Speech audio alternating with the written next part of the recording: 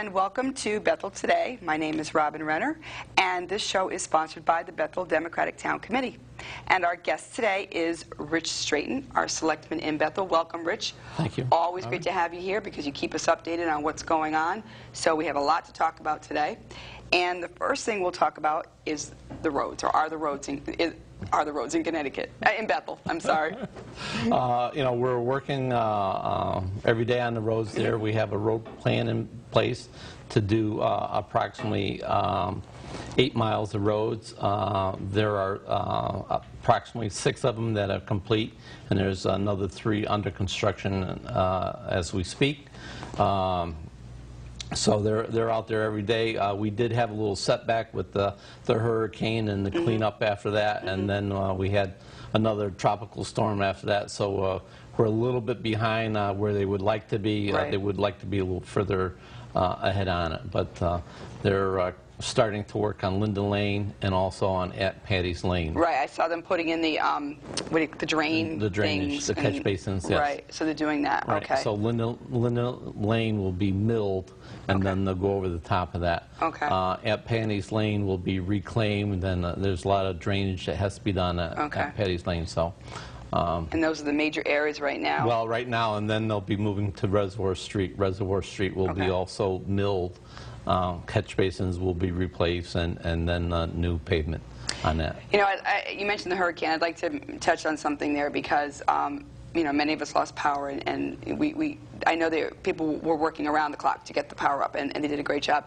But one great thing for me, and I had talked to Matt about this, Matt Knickerbocker, our first selectman, was that they opened up the town hall for showers, and I used that because I had no power for many days, and that was just a great service, you know, for the people in Bethel. So, you know, thanks to you and Matt and Eileen at town hall, because it really helped us, you know, who didn't have that capability. You know, it was a great service to us, so that was great. Well, the municipal center is actually a emergency center. It has a generator that would power the whole building in case there was outages also. But it was a little type of a different storm because it was, you know, after the storm had cleared, you had lovely weather, but just beautiful. No people had power. Right, right. So people, you know, as long as they had a place to shower and charge their phones, it wasn't too bad. But if it was like during the middle of winter, if we had an ice storm or something, that would have been opened up at shelters. There would be cots put out, and people could, you know, spend the nights there if they had to. The middle school also has a generator. The firehouses have generators. So if there was a major disaster, you know, we would be able to take care of the people of town. Well, thank you for that. But fortunately, this was in the middle of summer, and a lot of people did lose power, and you know, the power company did the best it could. The town couldn't go in and cut trees until they were assured that the power had been cut off. There were a lot of wires down. Right. A lot of wires down. It was just a massive storm, and you know, it was. By the time they analyzed the critical areas, and they worked from critical areas back to get power restored. So. Fortunately, everyone does have power now. It does. Everything's great now. But thank you to you. And you know, I happened to call downtown, and Matt picked up the phone himself, which I thought was really great, and talked to me because I was wondering what was going on. So that was really terrific. Well, a lot of people did call there because you know, they're looking to the leadership of the town fathers to, you know, help them out. You know, because just someone calling the CLP, they get a recording, an answering service, and as where the town officials have a little more direct contact with the power companies or other emergency officials. So, and it works out good too. You know, we all live our neighbors, and we all help one another too. So, you know, if there was a problem in another town or vice versa, we help each other out in those instances. Well, thank you for all the help on that. Something else that's going on in Bethel right now, we have an economic development. Well, Robin, if I can just go back for a little bit on the road. Oh, sure, I apologize. Well, in the original proposal that Matt had proposed, we were going to do 31 miles of roads, and we went to the Board of Finance, and they wouldn't fund us the $8.5 million that we wanted to do all the roads. What we wanted to do was have a commitment to tell the townspeople that we were going to commit to doing the 31 miles of road. And that was $8.5 million. So we went to the Board of Finance. The Board of Finance said no, they would not fund us to that point, and they would only fund $2 million, and we're only doing approximately 8 miles at the present time. So in the spring, we're going to be looking at putting the rest of the road package together. We would like to do that in a 4-year time frame, the rest of the roads. So we'd be looking at another $6 million to complete the road package. Also, now that we have some of the roads done, it gives us a better idea of what it costs to do the roads. So they're going to recalculate the numbers to see if it might come in a little cheaper, hopefully. So we're going to be going back to the Board of Finance in the spring, and hopefully they'll give us the total package so we can commit the whole thing to the townspeople. Great, thank you for that. I'm sorry. I just wanted to point that out. No, thank you. Okay, so we have our economic development going on. We have a new commission in town, correct? Well, actually, we have 2 commissions. The Economic Development Outreach Commission is a new commission, and they're trying to make citizens and people aware of the businesses in town. They've been meeting with the businesses, and one of the things that they have just recently done, and some of the people will notice throughout town, there are some direction signs for downtown Bethel shopping district and the Stony Hill district.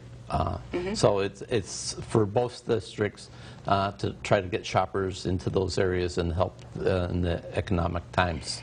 You know what I'd like to mention, too, is the farmers market we had all summer. That was great downtown. Right. It was scheduled to end in September. Depending on the weather, they might be able to stretch it a little bit more, but that's been a great success. Wonderful. There was things from food and antiques to food, and naturally the fresh farm things. So that was fresh pasta. There was someone there selling fresh pasta. So that was a great thing. It got people downtown. Yes, it did. Hopefully, they went to other businesses while they were downtown, bought gas or whatever they needed downtown. So that was a great success. It was. And I'm sure they'll be doing it again next year. Great. It was a great success. It was nice to have that.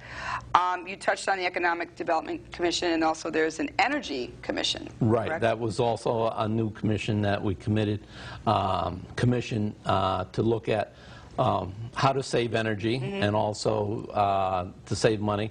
So there's a couple things that they have done.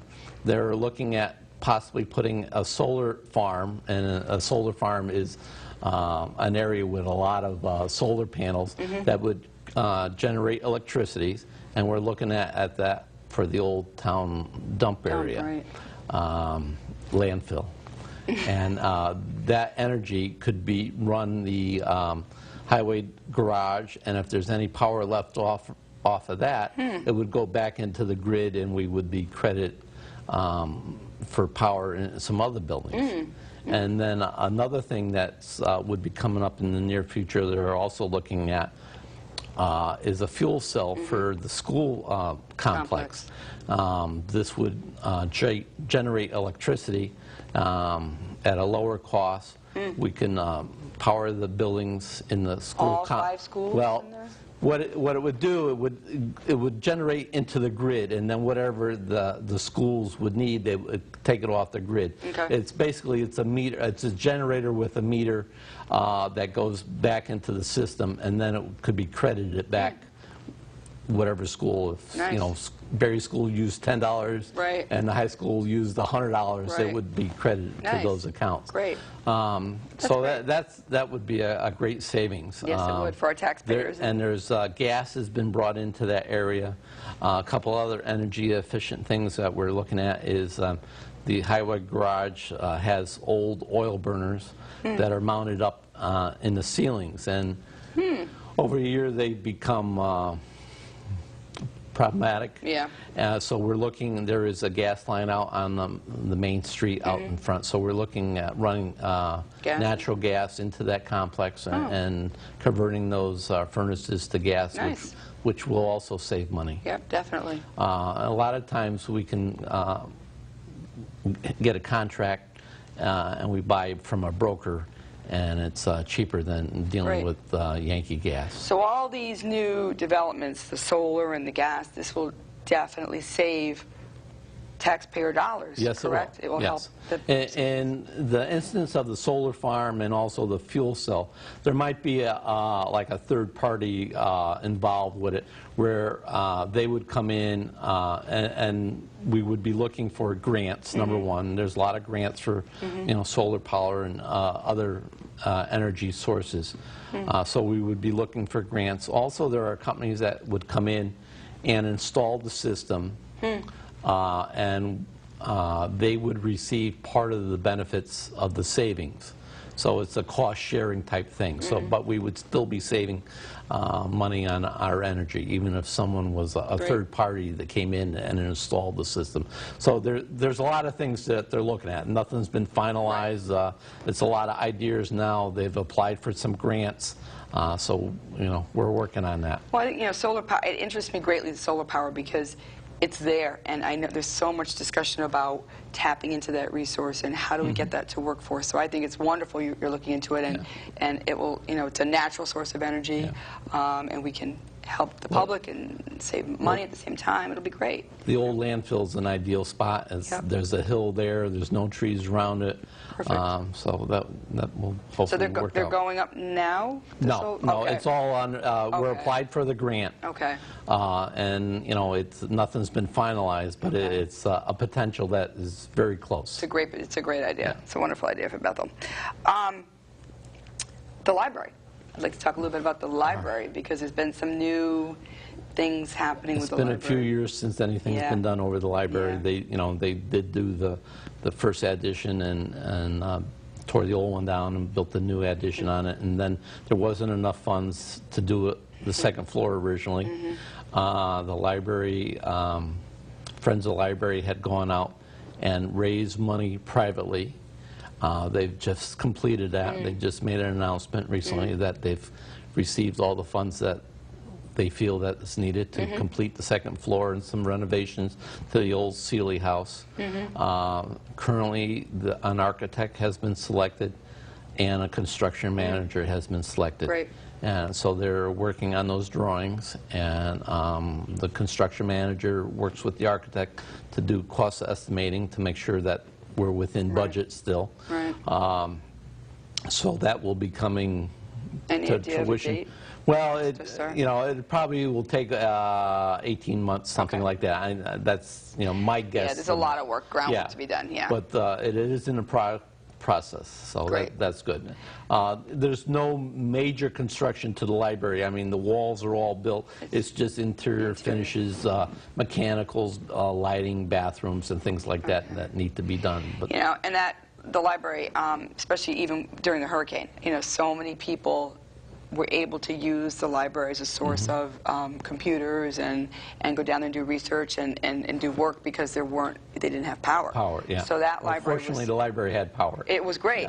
And I went down there, my husband went down there, the kids could go down there, and it was so great to have that building there and open and available for us. And it's a beautiful library, and it gets so much use, and people think it doesn't, but it really does. It really does. Well, provide so many services to Bethel.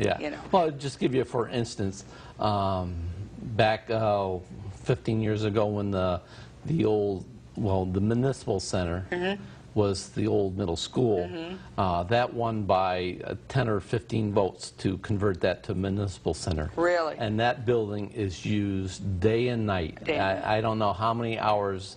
There's all different types of meetings that go on in that building. Park and Rec uses the building. The community uses that building. It's a great asset to the town. And to think that only won by 10 or 12 votes years ago. And then look what it does now. What it does for the people today, it's amazing. It's great, because I'm in in the Park and Rec building all the time, the town hall. There's always so many sports and activities going on, and they run programs year-round, and they keep adding programs. It's just, it's a wonderful place for kids. And our teen center now, we should say, is located there, in the back, right? Well, yes. The teen center, it has temporary space in the former V&A center. The V&A moved out to Stony Hill. They have their own building now out in Stony Hill. That's the Veteran Nursing Visiting Nurses. Visiting Nurses, I'm sorry. Okay, visiting, yep. And they're out in Stony Hill. They have their own facility now. So that space became available. We had inquiries from the Pro Access, who runs the teen program now, the teen center, to use that space. And it was just being vacant there. The Board of Selectmen voted to allow them to use that on a temporary basis. I had gotten some volunteers. We did some demo work down there. We took some walls down, put some windows in between walls. It was all done volunteers. And I know you physically yourself went in there to work on that. I do know that. Well, I had a lot of volunteers, but we installed an exterior door to the outside so the kids don't have to go through the building. Right. And that was a concern of the senior center that was down there, that kids would be wandering through the halls. So, we kept that limited so they can come and go from the outside of the building and don't have to go inside.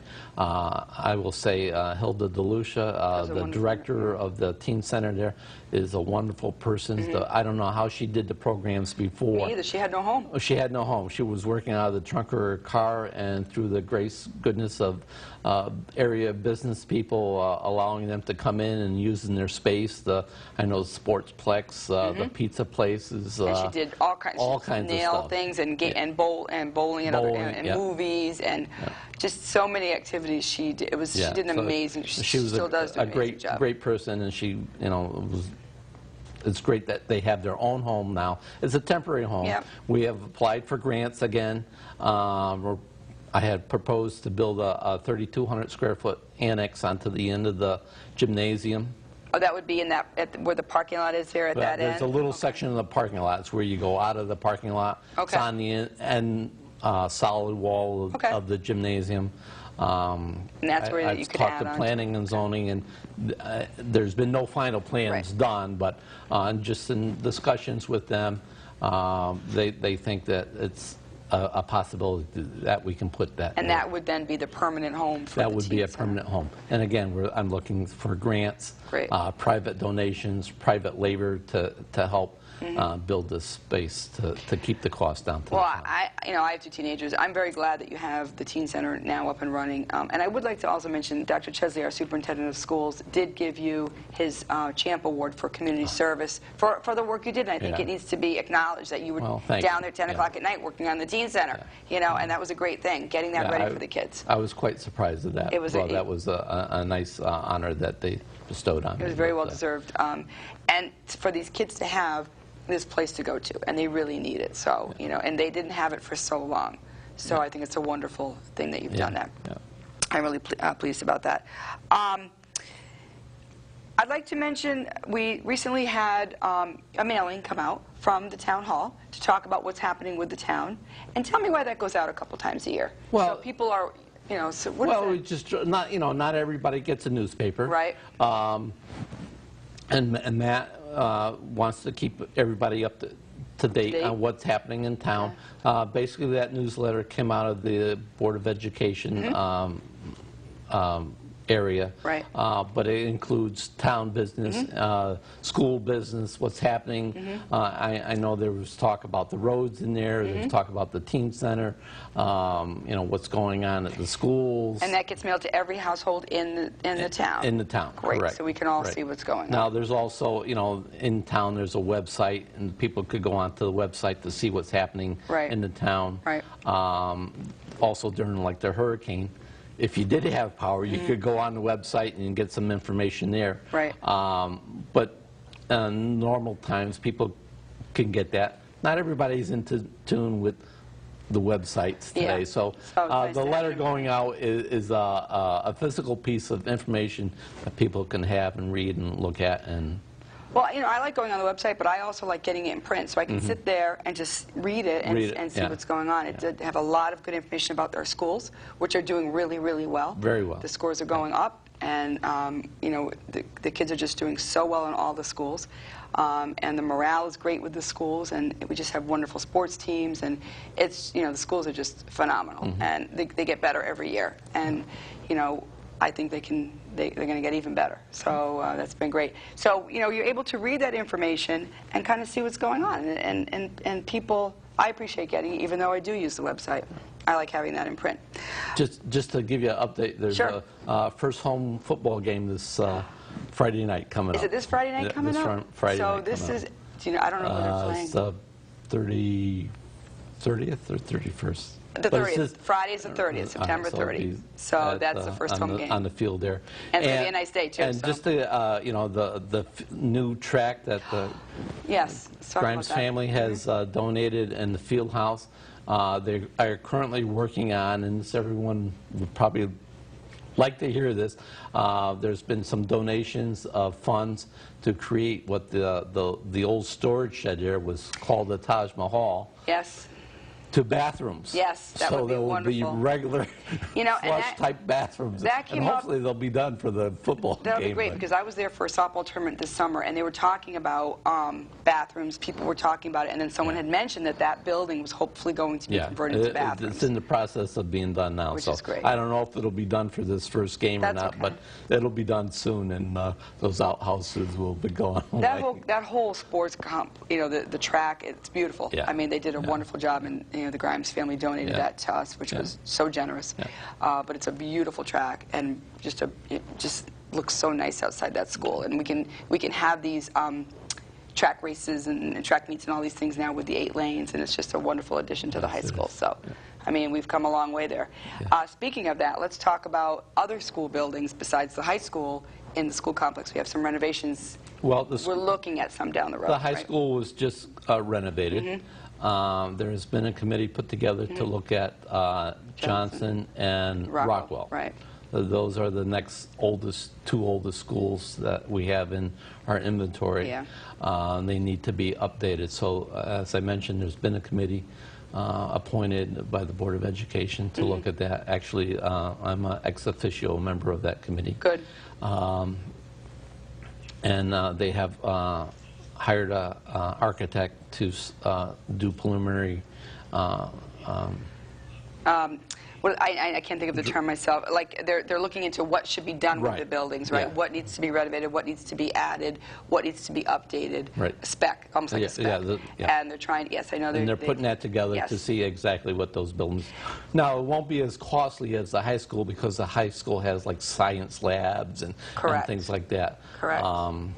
And there's been new heating plants put in a couple of those schools, so some of that stuff, the infrastructure is still in good shape, but you know, windows, ventilation, lighting is all needs to be looked at. So. And I know they're also having. There's a meeting coming up in October, another public meeting where people can come and sit and listen to hear what's been going on. And give public input on it also, exactly. You know, what their feelings is on it. And there's been 2 of those meetings already. There have. And one for each school. Now they're going to be coming back and telling us some of those results that they've found. Great. So. Because those buildings are, you know, quite old. They do a great job in them with what they have, but they do need to be some renovations happening within those 2 buildings. Those buildings are 30 years old now, so they need to be kept up. And that's your infrastructure. You don't want to let your infrastructure fall in disarray, because then it costs twice as much to fix them up. Exactly. So. Some future things. Tell me about some future things coming down the pike. So well, as we just spoke about infrastructure, the police station. Right. The police station desperately needs to be updated. Now, there's been a study done. They had hired an architect to do a survey of that building also. So there's been recommendations put forth that a new facility should be built. Can you speak to where that might be yet? Well, there's one area, but nothing, again, is set in stone. I know that building committee had looked at several sites, but one of them was some of the property off of Judd Avenue next to the school complex. That was one site. Kind of set back there where that open land is? Yeah, off the back side of that. Right. And again, that was just a preliminary thing. There's nothing set in stone on that. But we feel that, you know, the high school just got renovated, and, you know, we're working on the road programs, and the police should be next. They need space desperately. They're on top of one another down there, and there's a problem with if they get heavy rains, they get flooded out down there sometimes. Now, would anything be done with the old police station? Well, that could be used for other functions in the town. Maybe a teen center, or maybe possibly senior, or another senior, and we can open up space for other things. Or you know, some organization that go in there. Great. So that's something that we really want to look at in the next budget go around, is try to get some money set aside to at least get plans developed and have it maybe shovel ready. You know, the government, state and federal government's talking about stimulus packages again, and if there's something shovel ready, maybe we can jump in on that. So now, I think I remember hearing we have a permanent building committee now, right? We don't have an ad hoc one anymore. How is that working out? No, it's not a permanent building committee. What we have is a buildings, site, and grounds committee. Okay. All right, and they're similar to the permanent building committee, but they don't have the powers the old permanent building committee could do. The old committee could go out and seek their own bids and everything. Now it's all done through the town. Right. So it is kind of like a permanent committee, but they don't have the powers that the old permanent building committee. Well, we only have a minute left. Time is flying. But I would like to talk a little bit about the election season is upon us. Yep. And Matt and I are running for re-election. We would like to thank all the townspeople for serving them in the past 2 years. Hopefully you've liked what we've done, and you'll support us for another 2 years. You've done a great job. You and Matt have worked great together. You've done a wonderful job with the town. Things are just moving along so well. And again, thank you for all the help during the hurricane, because that was really hard for so many people, myself included. So, you know, I really appreciate all the work you guys did with that. So remember to vote. Yes, vote on, I don't know the exact date yet, but it's the first Tuesday in November. So please vote. And I'd like to thank you for watching. And Rich, thanks so much for coming. Thank you very much, Robin. And again, this is Bethel Today. Thank you for watching.